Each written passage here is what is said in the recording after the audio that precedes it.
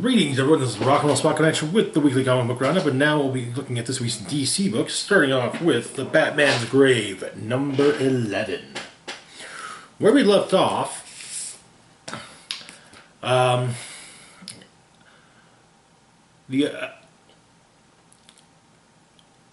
potential motive for Scorn's vendetta against the city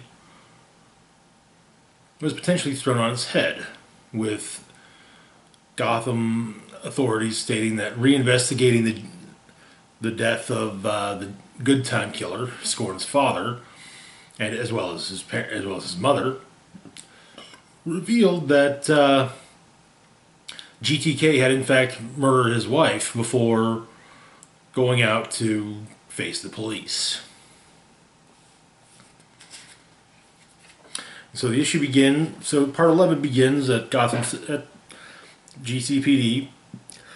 Gordon is busy getting everyone, basically trying to be a good leader and kind of saying, okay, yeah, shit's gonna hit the fan pretty hard, so we just gotta be ready. And the Scorn army shows up and attacks the place with machine guns and explosives. And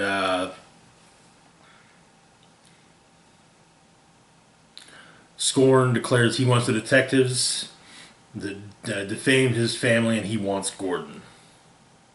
And when Batman arrives, he adds, but Batman is his. And so Batman fights Scorn. They go hand to hand, with Batman explaining that Scorn made one fatal mistake right from the start. Batman knows how to think like Scorn.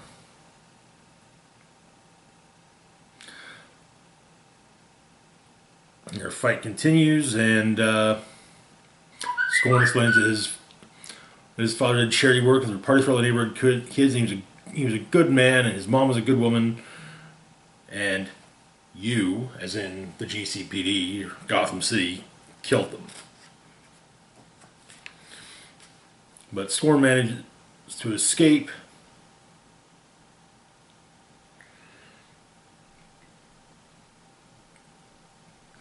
And Batman also escapes, heading back to Wayne Manor to be looked at, have his wounds tended by Alfred.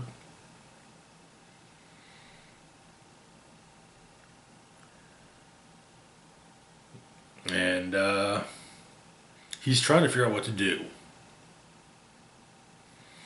And so, Batman says, one thing, release his name, pull his covers.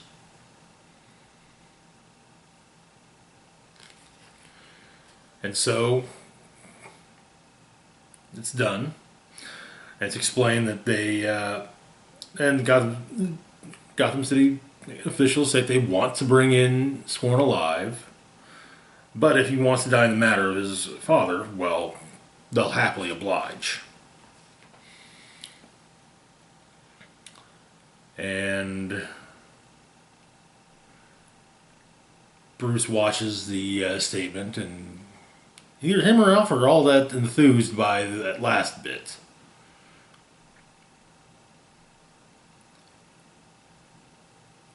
And so, but Batman does some digging as to what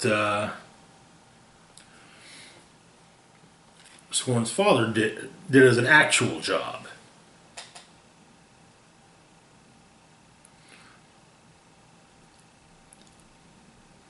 He was union liaison. Amalgamated city worker unions. Engineers, operators, surveyors, background in construction, civil engineering, underground infrastructure.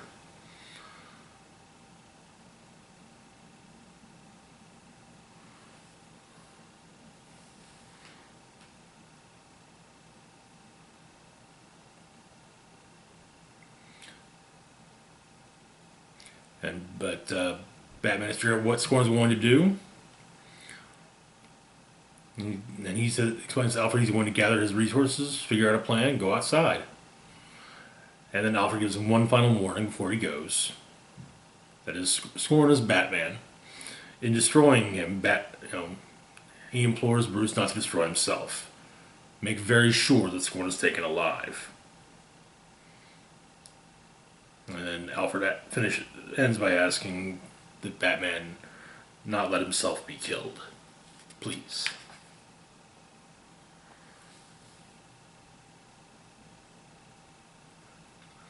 And then Batman has a little conversation of sorts in his head with Scorn in front of a mirror before suiting up into an armored bat suit, which includes a full face mask. And Alfred watches as Batman leaves. That's where the issue ends, building up to the finale next month. Next up, we've got Dark Knight's Death Metal, number 4. Where we'd left off, the Lantern's plan had seemingly succeeded as the antennae and the multiversal antennae for Perpetua had been destroyed. The Flashes had the Mobius chair and were working on keeping it and Wally away from the Darkest Night. Superman, Batman, and Wonder Woman had each gone into the Dark Multiverse, however, to find 3 specific Earths, each one going through a specific cosmic crisis event. Batman went to an Earth where the Crisis on Infinite Earths was still happening, Wonder Woman to an Earth where the Infinite Crisis was still happening, and Superman to an Earth where Final Crisis was still happening. Only to discover that on each of those Earths, they weren't still happening. They had happened, and the heroes had lost, completely turning their plan on its ear. We begin on Earth now, Sergeant Rock narrating. Happy to see the readers. Explaining they're in the cake now, thickest part. Cut of the battle where it could slice either way, and everyone's leaving out there on the hill. And he tells the reader, look right there at him. Not at the chaos, the blood and fire. Look close into Rock's pretty face, these baby greens. Know you're safe.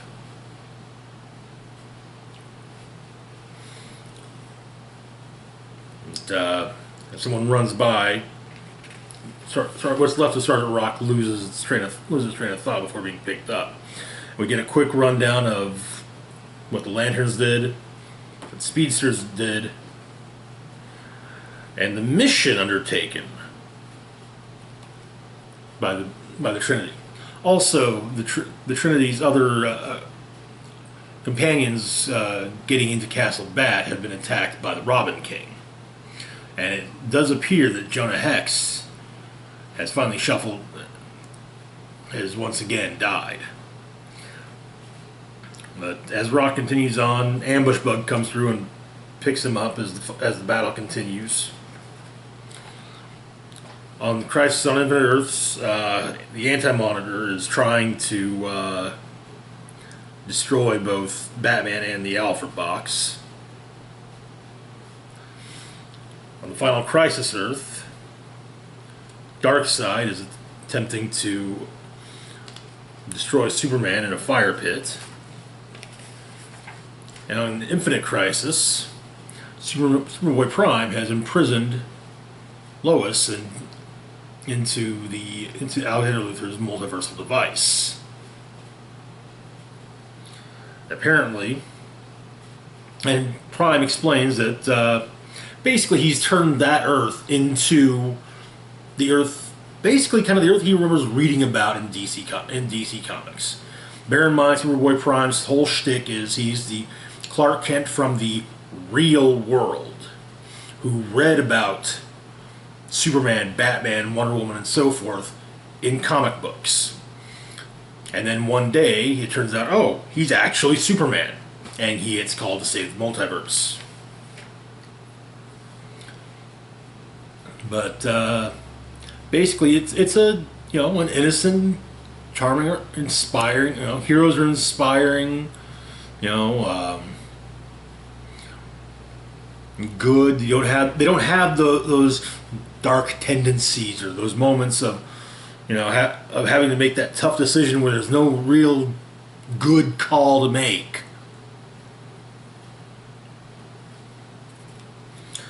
But it turns out that Prime went to Batman Who Laughs and said, "Hey, look, I'll help you with all this, but I want one Earth where everything is good and pure. That you know, I'll watch over that one, keep it in line." In Gotham, the Flashes are running from the darkest night, and they try to get in touch with Jarro, and the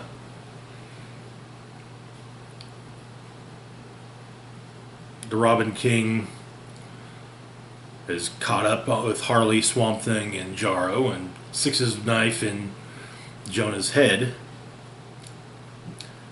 The knife being forged by Neron, Lord of Hell, and explained that if you get stabbed with it and you're a sinner, you go straight to Masik Mavdil, the lowest, hottest pit down there, where demons take the forms of those you sinned against and peel your flesh off every morning. And every night your flesh grows back. But the Robin King takes that blade and sticks it right into Jonah's head, and leading Harley to charge him, Jarro tries to telepathically stops her, and there's an interesting theory that gets brought up. Batman Who Laughs, The Darkest Night, has shown the Robin King a lot of the Dark Multiverse, and it explains a lot. Now, heroes' fears take the form of evil versions of themselves, and by contrast, the fears of villains take the form of good versions of themselves, which are no fun to bring here at all. So why do we never see a Harley who laughs? He explains that in folklore, a Harlequin started as a minion of the devil. So the Robin King's theory is that she uses hammers to bash the truth away. That deep down, she's so much more evil than Joker.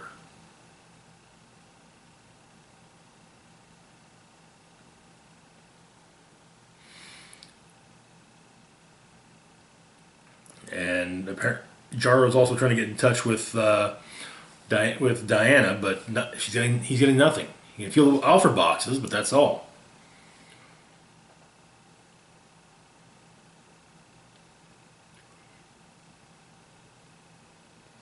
And Prime is about to start basically shunting the crisis energy to the Darkest Night, as is the Anti-Monitor, as is Darkseid. And Wonder Woman pleads with him.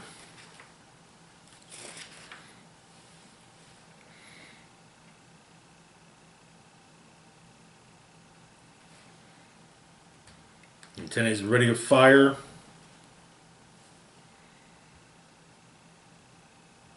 But Wonder Woman asks Prime, what good is a world of hope if it's born of evil and death?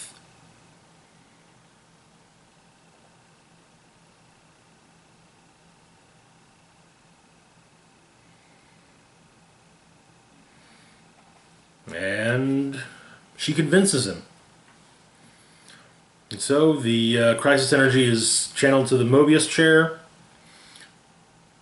While he's sitting in the chair and as the heroes arrive, but he doesn't think it worked. And it didn't, in fact. Which is when the Darkest Night shows up and explains that because before the heroes found the chair in Gotham, he rigged the Mobius chair to redirect all power to him. And so now they've just given the Darkest Knight everything he needs to remake the multiverse in his own image. And he welcomes our assembled heroes to the last 52.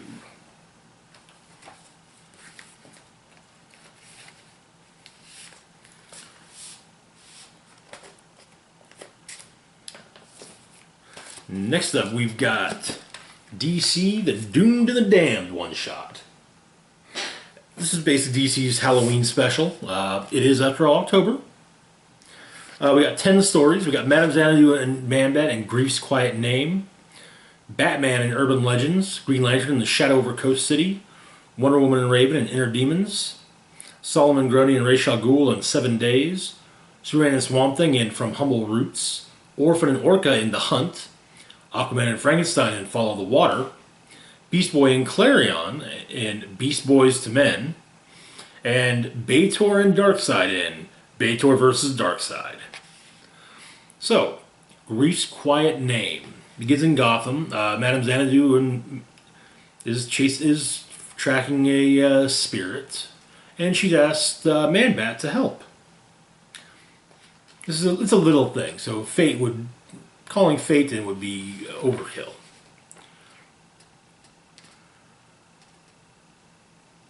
Madame Xanadu takes the front door while Man-Bat takes the back. Madame Xanadu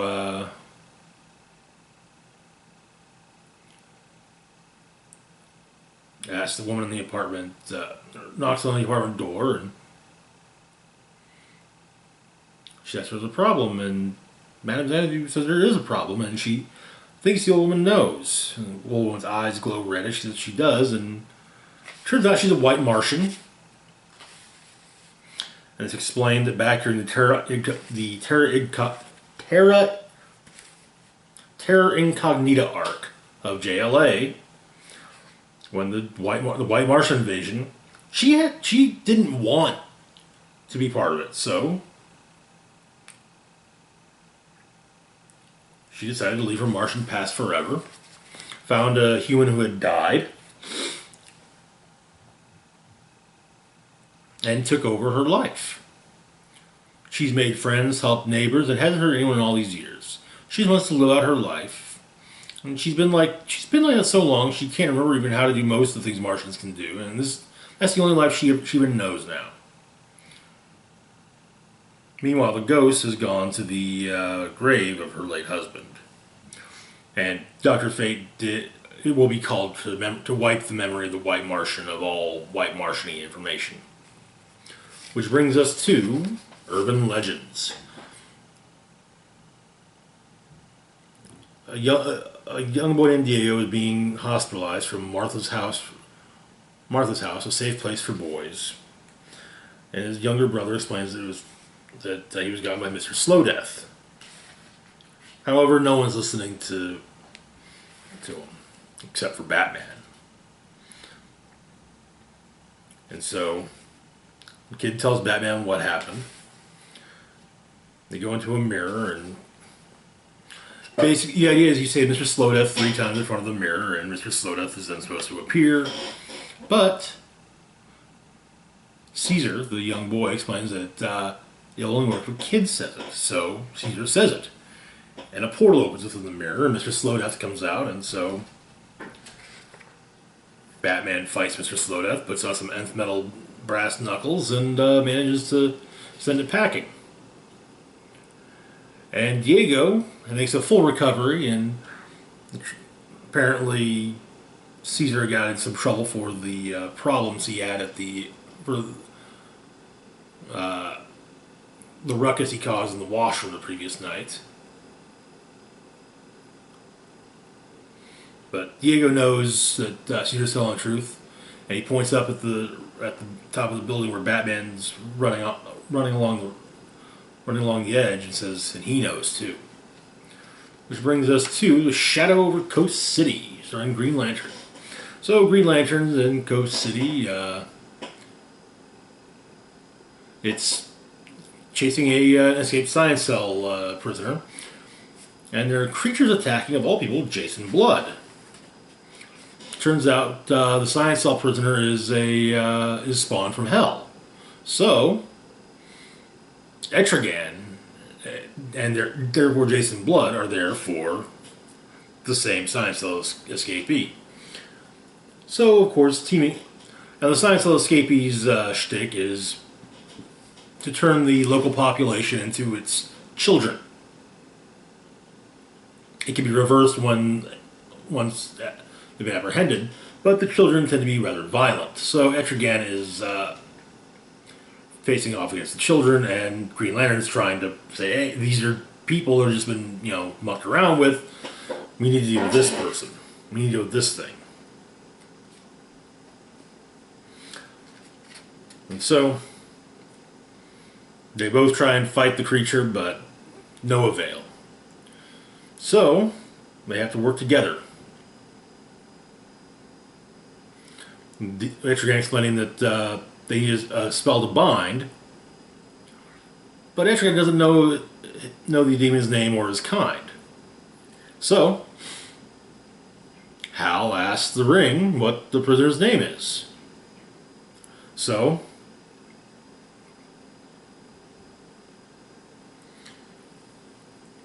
Hal makes the necessary sigils that Etrigan needs, and speaks his oath while Etrigan speaks the spell, and the day is saved. Which brings us to Inner Demons. Wonder Woman is investigating the eighth disappears in the same neighborhood in 2 weeks. She goes into a church and finds within the church a portrait of Jack the Ripper, Lizzie Borden, and there's a woman. Basically, turns out that there's a possessed woman killing people in the neighborhood, and apparently the demon has taken on many names. The Ripper, Bone Collector, Phantom. The demon's name is Bertokraf, Marquis of Madness. As Bertokraf and Wonder Woman fight, Raven shows up. But the woman's innocent. But simple exorcism isn't going to do the trick. So they need a new host to put the demon in. Raven suggests finding someone young, old, and infirm so that the demon can do as little harm as possible. Whereas Wonder Woman says, no, hey, I'll do it. And then, I'll hold the demon at, you've held your demon at bay, I'll hold mine at bay. And so, but Raven tries to, and so they agree that that's what's going to have to happen. Raven tries to convince Diana to embrace her darkness, become one with it, and she can overpower the demon. But she realizes that darkness isn't really Wonder Woman's thing. And so, using the lasso of truth, Raven asks, who is stronger, Wonder Woman or the Marquis of Madness? Wonder Woman. But the demon's still there, as shown by the red glow at the end in Wonder Woman's eyes. Which brings us now to 7 days. Ra's al Ghul has resurrected Solomon Grundy, planning to use his curse as a means of repowering the Lazarus pits. And it goes through the rhyme. Born on a Monday, christened on a Tuesday, christened on a Tuesday at the stroke of midnight, married on a Wednesday after being sent to where Talia is waiting. Took ill on Thursday. The magic started not agreeing with Grundy. Grew worse on a Friday as a fight between Ra's and Grundy does leave Grundy scarred and bleeding. Died on a Saturday, decapitated by Ra's al Ghul. Buried on a Sunday in Slaughter Swamp.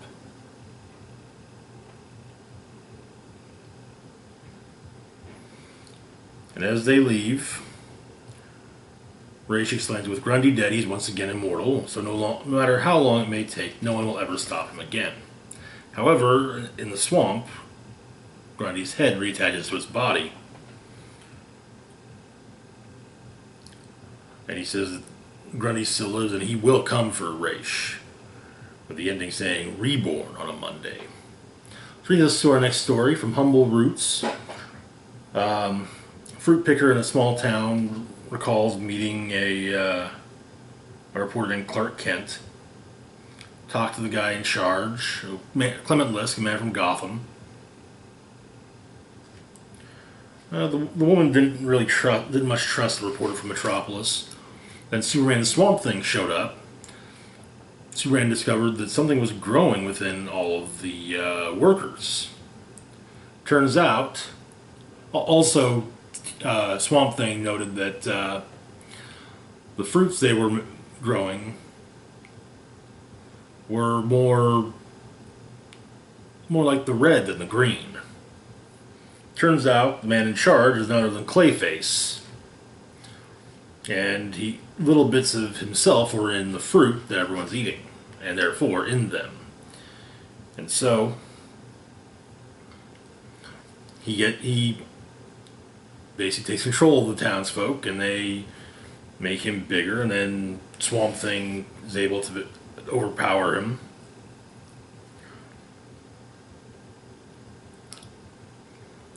And Swamp Thing is not happy with Clayface. But Superman manages to convince Swamp Thing to give Clayface a chance to fix things. Which is what happens. Most of the townsfolk are healed. Not all of them. And it seems that maybe some are still... There's still vestiges of Clayface to recreate some of the dead townsfolk. Which brings us to The Hunt. On the east docks of Gotham City, Orphan, a ship is being loaded up with weapons and children. Orphan rescues the children, fights her way through those on board, but there's something else. There's something in the water that's also angry. Orca. And so Orphan and Orca are both fighting the same bad guys until they come face to face.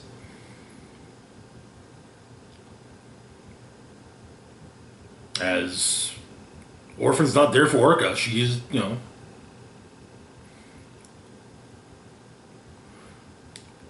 they end up working together to take down this group. Orca's problem with them is that apparently they were trying to carve out this chunk of ocean. This gang was trying to carve out this chunk of ocean for themselves, dumping people and things offshore like trash. And well, Orca's here to put a stop to that. And so, Orca and Orphan work together, and it's fairly clear that the ship's captain does not survive the night. Which brings us next to Follow the Water. On Mars, Aquaman is summoned by Frankenstein. Yes, Frankenstein's monster. Apparently an Atlantean's been found, dead on Mars. But Aquaman's having to babysit. So him and Frankenstein, interrogate. They manage to, investigate, follow some leads, and they find out that someone's trying to. Some people that used to work with Cadmus were trying to auction off water to impoverished nations. The Atlantean was trying to help them find sites where that could be done without detection. Turns out that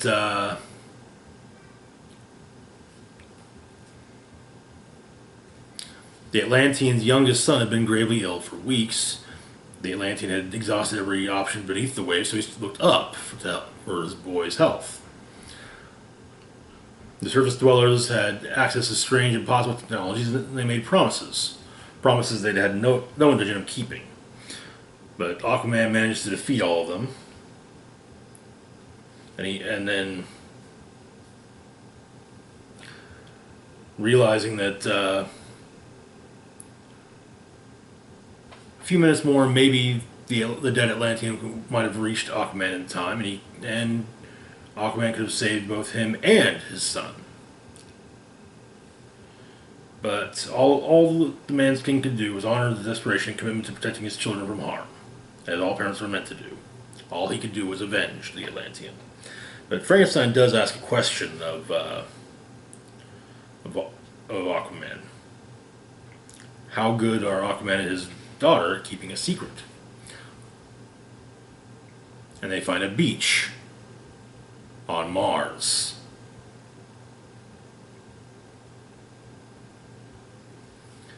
Which brings us to Beast Boys to Men. Raven and Beast Boy are on a date at Fisherman's Wharf. Beast Boy has gotten her some vegan ice cream. Clarion's watching, and, well, he's extremely unhappy. He wants Raven for himself, and so Teakle, his familiar, takes on a anthropomorphized form and kidnaps Raven. And so Beast Boy and Clarion go after one another but Clarion explains he'll be able to he can track Teakle. So Beast Boy turns into a giant bird and says, "Okay, you're coming with me." And they find her at a lover's lane, and it turns out the entire plan was Teakle's plan was to kidnap Raven, have Clarion show up and rescue Raven, and however they have to combine forces into a horror gal, Beast Boy and Clarion, that is, and they fight Teakle, and that's when they realize that this was all Teakle was trying to help Clarion, and so the two of them try to get Raven to unfuse them.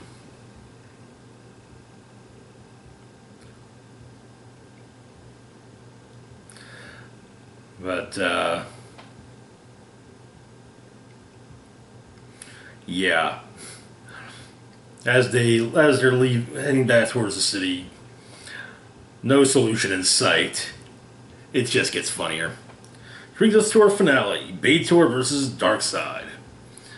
At Noonan's sleazy bar, Darkseid is there for a drink. A local named Hacken introduces himself and explains who Baitor, who runs the place, is. He's a demon from hell, all this, and demon lord of the criminally insane. Well, Darkseid explains he doesn't really have much to do with those people. And, well, yeah. Those people? Yeah. Cancel Darkseid starts trending. And Baitor demands a drinking contest. They will be doing shots of Jack Kirby's Tennessee whiskey.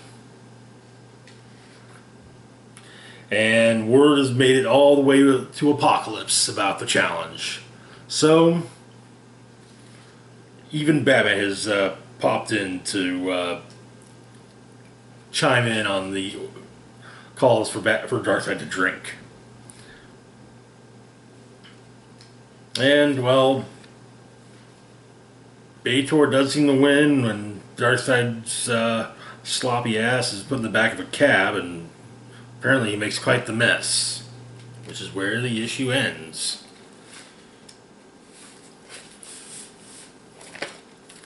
Which brings us to Strange Adventures number 6. Where we left off, the investigation was not going well. And Aaliyah Strange had gone to speak to Mr. Terrific. And she suggests that the two of them go for a walk. And of course, we're going back and forth with now and the past, the war. basically get a sunrise on Ran right before one of the big assaults. And she's, of course, confident that they'll win the day because the Picts may have faced numerous challenges over the years, but never the two of them. In the present,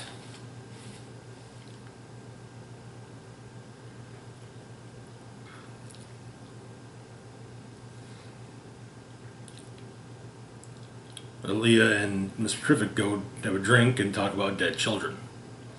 We then see more bits and pieces of the battles.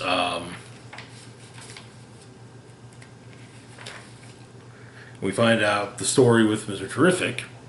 Like, wife was 35 weeks pregnant, hit and run. She died and the kid died. But he explains that he didn't want the baby. And he doesn't know if it's because it's a shit world or just because he doesn't know. He works too hard at being terrific. He wasn't interested in being a father or anything like that. And he thinks that the guilt Mr. Terrific thinks that the guilt does drive him. All the dressing up and fighting nonsense. But being true, the guilt doesn't come from the kid dying. It's about maybe being relieved that it did. And Aaliyah explains that what happened to her and Adam's daughter is that the Picts killed him. Look, simply put, Picts. They were merciless.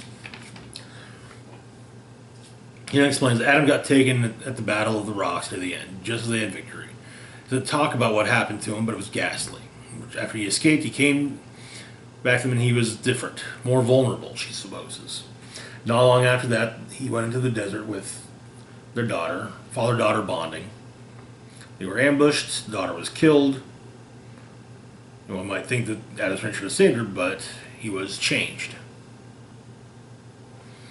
But we see more of the battles. Apparently, for every one that the Iranians kill, the Picts take two.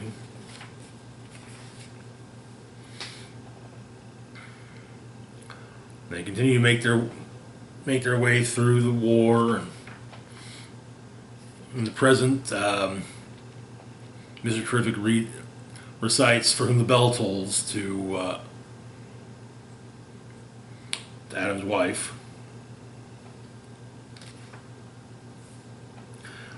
And she says that she explains that the art's nice, but she doesn't like the essay, and that Dunn needs to live a little more. And in the end, we're all islands, and no one asks who the bell is tolling for. No one even hears it ring. She says after she throws a snowball at a bell entitled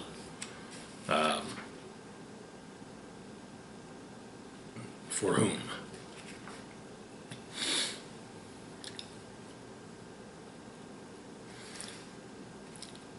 And the battle continues on Ran, warships destroying the planet. And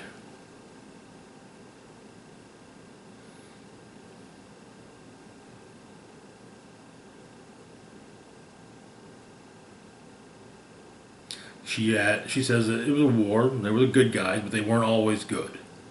Toward the end, after Aaliyah, they were even cruel at times. But they did it all to defeat a horror. They didn't kill the angry young man from the bookstore. She's ashamed of their actions, but she's not afraid of them.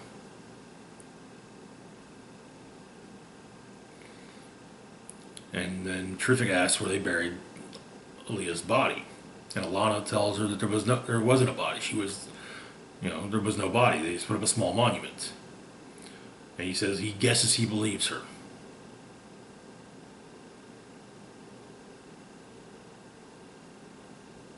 He says he's going to keep looking at what happened. And he suggests that Alana talk to Adam about their daughter. And that is where,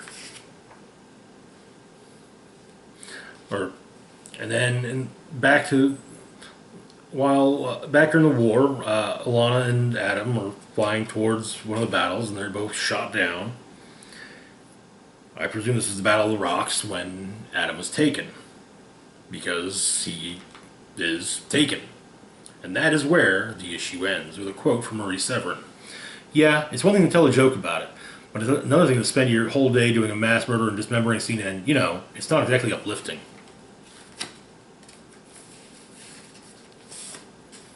Which brings us to our final book of the week, Rorschach, Issue 1. Wherein, once again, DC Comics will milk the Watchmen franchise for everything they can. We begin with our titular character being shot. 1, 2, 3, 4, 6? Yeah, 6 times. 6 friggin' times, including in the face. During a political rally.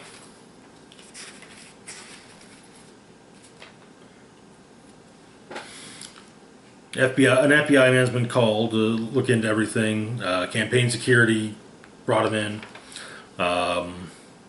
They don't know who they don't know who the man dressed as Rorschach was, but his accomplice they've got an ID on.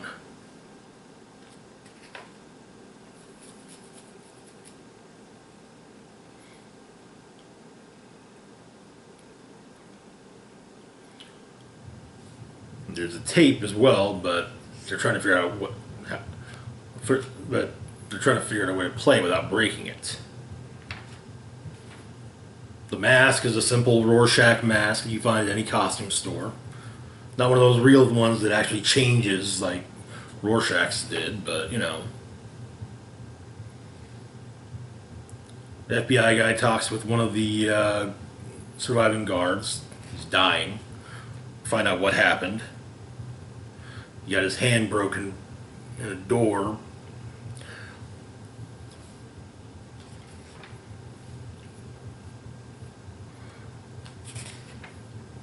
Shot a few times by Rorschach. But yeah, it turns out he's dying.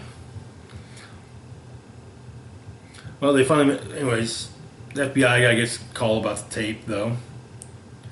It's not an explanation of what they were doing.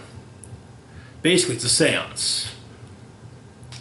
They're pretty sure that the Rorschach was actually actor William Myerson, guy who created Pontius Pilate back in the 60s. Crazy shut-in type. There's, you know, people who worship him. But basically, it's a seance caught on tape. Up until a point where Myerson asks who he'd like to hear from, and it kind of there's something goes wrong, and whether or not the spirits respond is anyone's guess.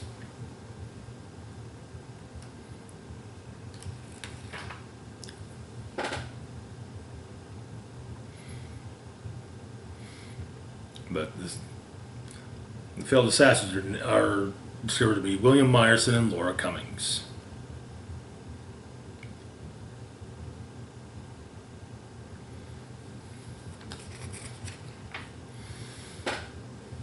A raid of Myers' place revealed a bunch of drawings. An artist drew pirate stuff in the 60s, kept drawing for himself after that. Not a lot of it makes sense, though. Patterns going nowhere, nonsense words, boxes of it. Some of it seems like liberal stuff. Everyone's a fascist, that kind of thing. Some anti-Turley stuff. Turley being the presidential candidate whose rally they were at. You know, pictures that might be interpreted as death threats. From a credit card, FBI's got Cummings in the same city as Myerson. Same day Myerson goes missing. Figured that's when they hooked up. Old guy couldn't handle fame. Young girl carried away. That's what happens. FBI says they're a guy, but actually it goes on to say there's a collector in LA. Does costume hero stuff. Got a Manhattan thong, all that. Ultimately, he got something stolen a while back.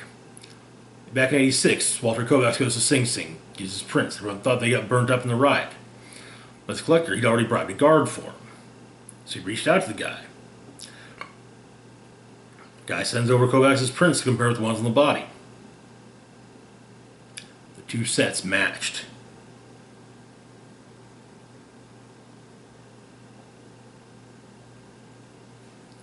that is where the issue ends. And that's it for this week's roundup. As always, feel free to like, share, and subscribe. Links to my Facebook, Twitter, Patreon, and PayPal can be found in the description box down below. This is Rock and Roll Spock signing off, saying, live long and rock hard.